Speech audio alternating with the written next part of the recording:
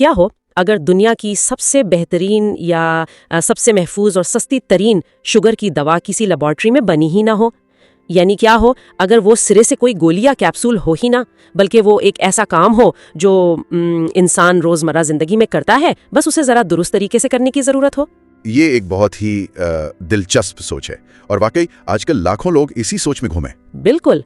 तो चले आज के इस तफसीली जायजे में हम इसी सवाल को जरा गहराई से खोलते हैं, क्योंकि आजकल हम देखते हैं कि करोड़ों लोग इस बात की तलाश में हैं कि क्या महज वॉक करने से, यानी रोजाना पैदल चलने से, क्या वाकई शुगर या ज़ियाबतीज़ जैसी जिद्दी बीमारी खत्म हो सकती है? जी हाँ, और ये सवाल सिर्फ एक आम सा तजस्सुस नहीं है। दुनिया भर में करोड़ों लोग डायबिटीज मेलाइटस और प्री डायबिटीज का शिकार है। हाँ, हम सबके इर्द गिर्द ऐसे लोग मौजूद हैं, या शायद हम में से बहुत से लोग खुद इस कैफियत से गुजरे हों, जहाँ शुगर की तशखीस एक कैद खाने जैसी लगती है और हर कोई इससे बचने का कोई कुदरती रास्ता ढूंढ रहा है।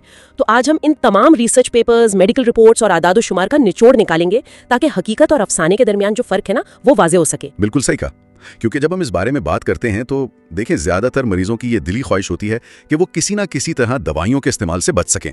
कोई भी सारी जिंदगी उन केमिकल्स पर इन्हिसार नहीं करना चाहता। ये तो है। जरा सोचिए, जब किसी आम इंसान को पहली बार डॉक्टर ये बताता है कि उसे शुगर हो गई है, तो इसकी नफ्सियात पर क्या गुजरती है? उसे लगता है कि अब जिंदगी भर के लिए परहेज की कैद लिख दी गई है, मीठे से दूरी, हर दावत में सोच सोच कर खाना, और सबसे बढ़कर और रोजाना दवाइयों का एक ना खत्म होने वाला टाइम टेबल। जी बिल्कुल। तो ऐसे में जब लोग सुनते हैं कि पैदल चलने या वॉक करने से शुगर कम हो सकती है, तो वो इसे एक बचाव के रास्ते या कह लें कि लाइफ जैकेट के तौर पर देखते हैं।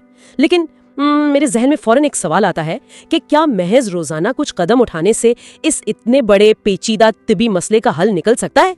क्या ये वाकई मुमकिन है? ये एक बहुत अहम सवाल खड़ा करता है। यही वो बुनियादी सवाल है जिसने दुनिया भर के मुहक्किकीन को इस मौजू पर रिसर्च करने पर मजबूर किया, क्योंकि बज़ाहिर तो ये बात वाकई एक खुशफहमी लगती है कि एक तरफ इतनी बड़ी बीमारी है और दूसरी तरफ एक इंतहाई सादा सी जिस्मानी सरगर्मी। हाँ, मतलब वॉक तो हम रोज ही करते हैं थोड़ी बहुत, तो साइंस इस बारे में क्या कहती है? देखें, जब हम मेडिकल साइंस के फराहम करदा ठोस सबूतों और आदाद शुमार पर नजर डालते हैं तो कुछ बड़े हैरानकुन हकायक सामने आते हैं।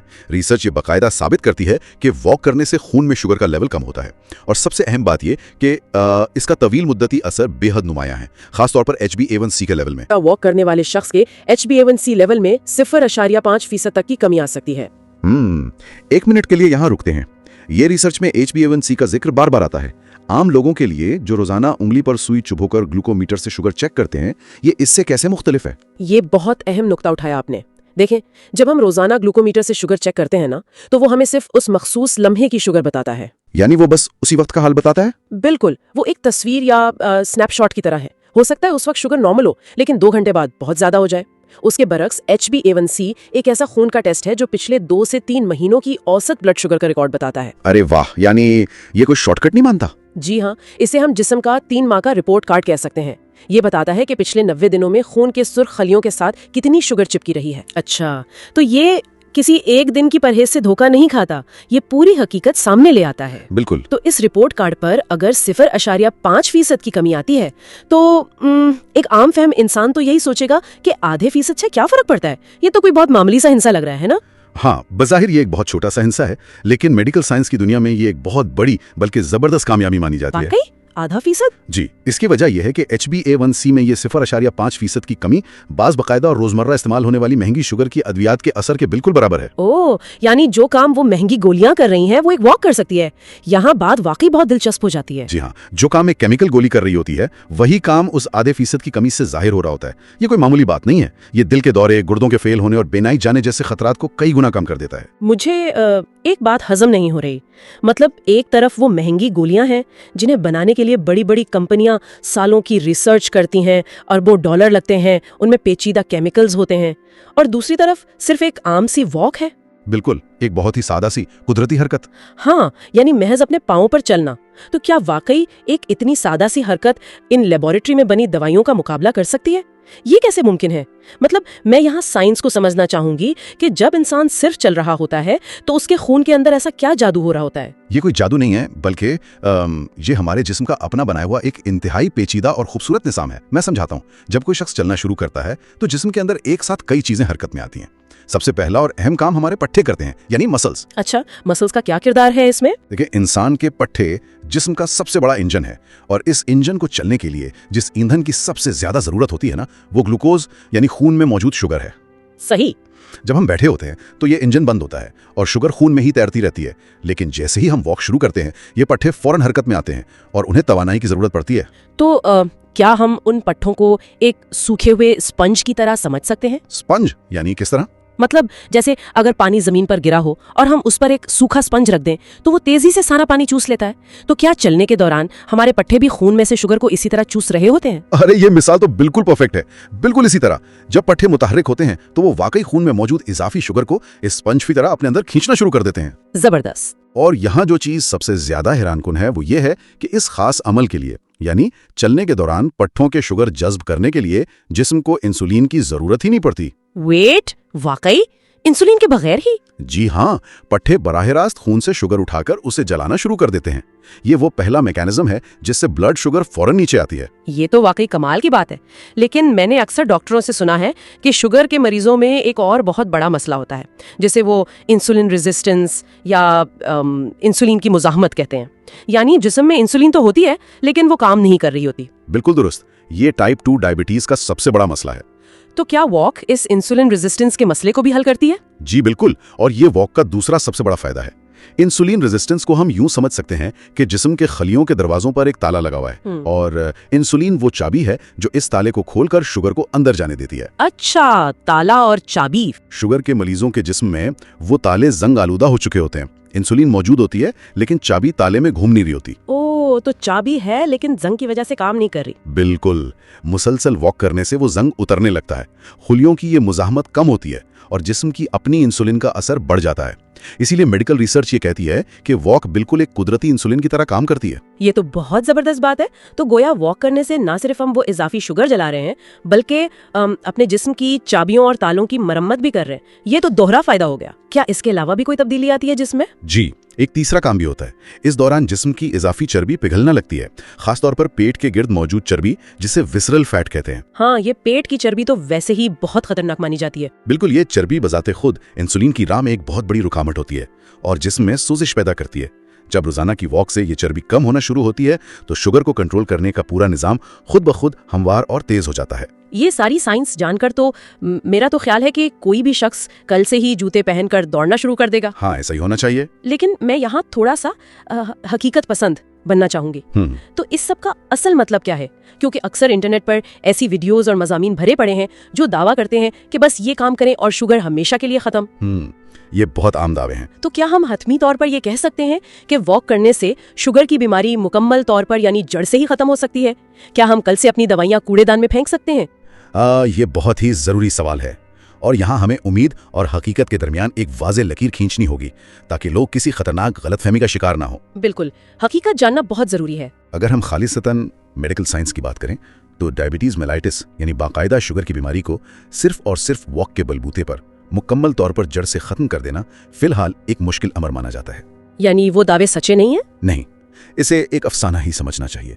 वॉक बीमारी को बेहतरीन अंदाज में कंट्रोल में जरूर रखती है, लेकिन ये कोई जादू की गोली नहीं है कि दवाई छोड़ दी, अंधाधुंध मीठा खाया और सोचा कि शाम को वॉक करके सब बराबर कर दूंगा। ऐसा नहीं होता। यानी वो लोग जो ये सोचते हैं कि बस थोड़ी सी चहलकदमी कर ली तो अब अद्वियात की कोई जरूरत नहीं, वो दरअसल अपनी सेहत के साथ एक बहुत बड़ा रिस्क ले रहे हैं। जी हाँ, ये सोच इंतहाई खतरनाक हो सकती है। अद्वियात डॉक्टर के मशवरे के बगैर कभी नहीं छोड़नी चाहिए। ताहम इस सारी सूरत हाल का एक इंतहाई रोशन पहलू भी है। अच्छा, वो क्या है? वो ये कि अगरचे मुकम्मल शुगर को सिर्फ वॉक से खत्म करना मुश्किल है, लेकिन प्री डायबिटीज के मरहले को अक्सर मुकम्मल तौर पर रिवर्स किया जा सकता है, यानी उल्टा मोड़ा जा सकता है। ये प्री डायबिटीज असल में क्या है? क्या ये बीमारी लगने से पहले का कोई मरहला है? बिल्कुल, इसे हम एक ट्रैफिक सिग्नल की पीली बत्ती समझ सकते हैं। पीली बत्ती मतलब खतरे का इशारा? जी, प्री डायबिटीज वो मरहला है जहां ब्लड शुगर मामूल की सतह से ज्यादा तो हो चुकी होती है, लेकिन इतनी ज्यादा नहीं होती कि उसे बाकायदा डायबिटीज करार देकर दवा शुरू कर दी जाए। ये जिस्म की तरफ से एक खतरे की घंटी होती है, एक अलार्म कि अगर अब भी तर्ज जिंदगी ना बदला तो अगला स्टॉप बाकायदा बीमारी है। बिल्कुल सही समझिए आप। अगर कोई शख्स इस मरहले पर जाग जाए और मुतहर्रिक हो जाए तो वो बीमारी को बाकायदा शुगर बनने से 100% रोक सकता है और वापस नॉर्मल सेहतमंद हालत में आ सकता है। ये तो एक जबरदस्त खबर है। मतलब अगर सिग्नल पीला है तो अभी भी ब्रेक लगाकर वापस जाया जा सकता है। लेकिन क्या ये काया पलट सिर्फ वॉक करने से मुमकिन हो जाएगी या इसके लिए कुछ और भी करना पड़ेगा? देखें, अगर हम इसे बड़ी तस्वीर के साथ जोड़ें तो असल कामयाबी सिर्फ इसी सूरत में मिलती है जब एक मुकम्मल हिकमत अमली अपनाई जाए। सिर्फ वॉक काफी नहीं, बल्कि इसके साथ साथ खुराक यानी डाइट को कंट्रोल करना बहुत जरूरी है। यानी परहेज भी लाजमी है। बिल्कुल, और अगर जिस्म का वजन मामूल से ज्यादा है तो उसे कम करना भी लाजमी है। वॉक एक सेहतमंद लाइफस्टाइल का हिस्सा है, ये अकेली कोई मौजज़ा नहीं कर सकती। जब एक मुतवाज़िन खुराक, वजन में कमी और रोजाना की वॉक का आपस में मिलाप होता है, तब जाकर प्री डायबिटीज रिवर्स होती है। ये बात बिल्कुल मंतकी लगती है। अब जब हमने साइंस भी समझ ली और हकीकत पसंदाना हदूद भी जान ली, तो अगला कदम जाहिरी बातें अमल का आता है। लोग अक्सर घर के अंदर किचन से लाउंज तक चलने को भी वॉक गिन लेते हैं। बेहतरीन नताइज के लिए रिसर्च क्या बताती है, उस वॉक का सही तरीकाकार क्या होना चाहिए? रिसर्च हमें इस हवाले से बहुत वाज़ेह और अमली तजावीज़ देती है। सबसे पहली और बुनियादी शर्त यह है कि रोजाना कम से कम 30 मिनट की तेज वॉक यानी ब्रिस्क वॉक की जाए। तेज वॉक से क्या मुराद है? मतलब दौड़ना? नहीं, दौड़ना नहीं, लेकिन तेज वॉक से मुराद ये भी नहीं कि बस आराम से टहल रहे हैं। तेज वॉक का मतलब है कि इंसान के दिल की धड़कन थोड़ी तेज हो जाए, सांस थोड़ा सा फूलने लगे, कि गपशप करने में मुश्किल हो और हल्का सा पसीना महसूस हो। यानी वो वॉक जो पार्क में दोस्तों के साथ आहिस्ता आहिस्ता चलते हुए की जाती है, वो दिल बहलाने के लिए तो अच्छी है, लेकिन शुगर को कंट्रोल करने के लिए उससे कोई खास फर्क नहीं पड़ेगा। बिल्कुल, मेडिकल फवायद के लिए जिस्म को थोड़ी सी मशक्कत में डालना जरूरी है। इसके अलावा रिसर्च में एक और इंतहाई जबरदस्त तजवीज सामने आई है, जो शुगर कंट्रोल करने के लिए एक गेम चेंजर साबित हो सकती है। अरे वो क्या है? वो ये है कि हर बड़े खाने के बाद 10 से 15 मिनट तक जरूर चला जाए। ये वाकई एक बहुत दिलचस्प बात है। हम अमूमन सुनते हैं कि सुबह निहार मुंह वॉक करनी चाहिए। खाने के फौरन बाद चलने के पीछे क्या साइंस है? उसकी वजह बहुत मांतिकी है। जब हम खाना खाते हैं ना, तो वो खुराक मेदे में जाकर हजम होती है और ग्लूकोज की शक्ल इख्तियार करके तेजी से खून में शामिल होना शुरू हो जाती है। सही। उसकी वजह से खून में शुगर का लेवल अचानक तेजी से ऊपर की तरफ जाता है, जिसे हम ग्लूकोज स्पाइक कहते हैं। बदकिस्मती से हमारी जदीद जिंदगी में होता यह है कि हम पेट भर के खाना खाते हैं और फिर फौरन सोफे पर लेटकर टीवी देखने लगते हैं, या फिर कुर्सी पर बैठकर काम करने लगते हैं। ये तो हम सबकी रोजमर्रा की कहानी है। तो जब हम बैठे रहते हैं तो वो सारी शुगर खून में इकट्ठी होती रहती है। बिल्कुल, वो शुगर खून में एक तूफान की तरह आती है और खून की नालियों को नुकसान पहुंचाती है। लेकिन अगर हम खाने के फौरन बाद सिर्फ 10 से 15 मिनट के लिए तेज चहलकदमी कर लें, तो हम उस शुगर को खून में जमा होने से पहले ही रोक लेते हैं। अच्छा, वही स्पंज वाला मैकेनिज्म यहाँ काम आता है। जी बिल्कुल, जैसे कि हमने पहले जिक्र किया था कि पट्टे स्पंज की तरह काम करते हैं, तो ये चहलकदमी उन पट्टों को मुतहर्रिक कर देती है और वो इस नई पैदा होने वाली शुगर को तेजी से अपने इस्तेमाल में ले आते हैं। इस तरह खून में शुगर का वो अचानक उबाल नहीं आता। ये वाकई एक आहा मोमेंट है। मतलब हम एक छोटे से काम से उस खतरनाक स्पाइक को बीच में ही काट सकते हैं। इसके अलावा क्या कदमों की गिनती का भी कोई हदफ मुकर्रर करना चाहिए? आजकल स्मार्ट वॉचेस का भी बहुत रुझान है। जी हाँ, तीसरी अहम बात यही है कि दिन भर की मजमूई सरगर्मियों को बढ़ाया जाए और रोजाना की बुनियाद पर 7,000 से 10,000 कदम मुकम्मल करने का एक वाज़ेह हदफ रखा जाए। 7,000 से 10,000 कदम? ये एक साथ करना जरूरी है? नहीं, बिल्कुल नहीं। ये पूरे दिन में थोड़े थोड़े करके भी मुकम्मल किए जा सकते हैं। कभी फोन पर बात करते हुए चल लिए, लिफ्ट के बजाय सीढ़ियां इस्तेमाल कर लें, तो ये हदफ बाआसानी हासिल किया जा सकता है। ये अहदाफ सुनने में शायद कुछ लोगों को बड़े या मुश्किल लगे, खास तौर पर उन लोगों को जो बरसों से दफ्तर की कुर्सियों से बंधे हुए हैं। लेकिन अगर हम ठंडे दिमाग से इस पूरी सूरत हाल पर गौर करें, तो क्या हम वाकई इतने मसरूफ हैं? जी, वक्त तो निकाला जा सकता है। हम बात कर रहे हैं पूरे 24 घंटों में से सिर्फ 30 मिनट निकालने की, और दोपहर या रात के खाने के बाद महज 10-15 मिनट की चहलकदमी की। ये सुनने में बहुत छोटी बातें लगती हैं, लेकिन मेडिकल साइंस बता रही है कि यही छोटी आदत किसी भी इंसान की जिंदगी और सेहत का रुख मुकम्मल तौर पर बदलने की ताकत रखती हैं। बिल्कुल सही कहा। ये छोटी तब्दीलियां और ये मुसलसल उठाए गए कदम ही दरअसल वो मजबूत बुनियाद फराहम करते हैं जिन पर एक तवील और मुतहर्रिक जिंदगी की इमारत खड़ी होती है।